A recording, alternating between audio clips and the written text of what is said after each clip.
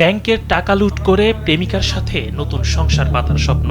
কিন্তু সেই স্বপ্ন পূরণ হওয়ার আগেই পুলিশের জালে ধরা পড়লেন খোদ ব্যাংকেরই নিরাপত্তা কর্মী। চট্টগ্রামের সীতাকুণ্ডে ইসলামী ব্যাংকের এটিএম বুথ থেকে ১৭ লাখ টাকা লুটের চাঞ্চল্যকর ঘটনায় অবশেষে গ্রেপ্তার হলেন অভিযুক্ত আইয়ুব আলী।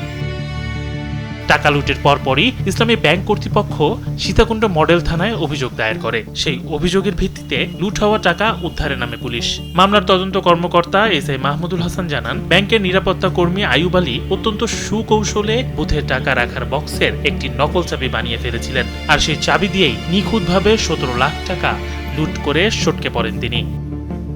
চুরির পরপরই আইয়ুব আলী তার নিজের মোবাইল ফোন বন্ধ করে দেন এবং পরিবারের সাথে সব যোগাযোগ বিচ্ছিন্ন করে রংপুরে পালিয়ে যান। পুলিশ যখন তাকে হন্যে হয়ে খুঁজছিল, তখন তার কল লিস্টের সূত্র ধরে সন্ধান মেলে তার পরকীয়া প্রেমিকার। এটিএম বুথের যে নিরাপত্তা কর্মী ছিল, সে ব্যাংকের এটিএম বুথ থেকে কৌশলে প্রায় ১৭ লক্ষ টাকার মতো চুরি করে নিয়ে গেছে।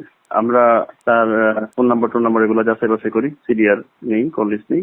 দেখতে পারি যে সে গত ৩-৪ মাস যাবত একটা মহিলার সাথে অবৈধ প্রেমের সম্পর্কে জড়িয়ে আছে। ওই মহিলার ফোন নাম্বার আমরা কালেক্ট করি ওই কল লিস্ট থেকে। ওই মহিলার সূত্র ধরে আমরা জানতে পারি যে আসামির বর্তমান অবস্থান রংপুর, কারণ মহিলার বাড়ি রংপুরে। তো সেই টাকাগুলো নিয়ে মহিলার সাথে দেখা করতে গেছে। এসএমএস কন্ট্যাক্টে দেখতে পাই তারা পরস্পর কথাবার্তা বলছে যে বিয়ে করবে, আগামীকাল বিয়ে করবে, সে নতুন করে ব্যবসা করবে, তার কাছে এখন অনেক টাকা।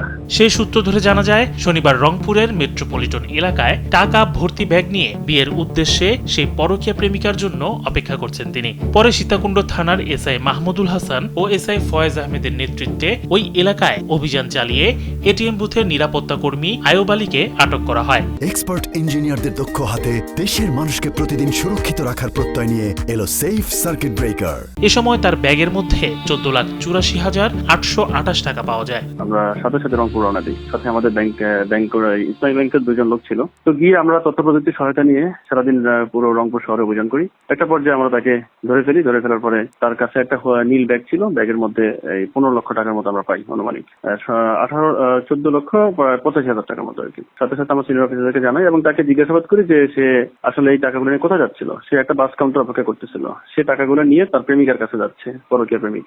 তার নাম হচ্ছে আঞ্জু। ওকে আজকে রাতে বিয়ে করার কথা এবং আগামীকাল থেকে তারা একটা জায়গায় থাকবে, বাসা ভাড়া নিচ্ছে এবং তারা একসাথে ওখানে সংসার করবে। আমরা জানতে পারি তার আগে আরো 2টা স্ত্রী ছিল এবং এই লোকটার অভ্যাস ভালো না। তো যাই হোক, আমরা তাকে গ্রেপ্তার করি, যথানিয়মে আমরা তাকে থানায় নিয়ে আসি। প্রাথমিক জিজ্ঞাসাবাদে আইয়ুব আলী জানান, লুট হওয়া টাকা থেকে যে টাকাগুলো খরচ করেছেন তার মধ্যে কিছু টাকা পরকীয়া প্রেমিকাকে দিয়েছেন। অবশিষ্ট টাকা উদ্ধারের চেষ্টা চলছে। ইমাম শরীফ, কালবেলা।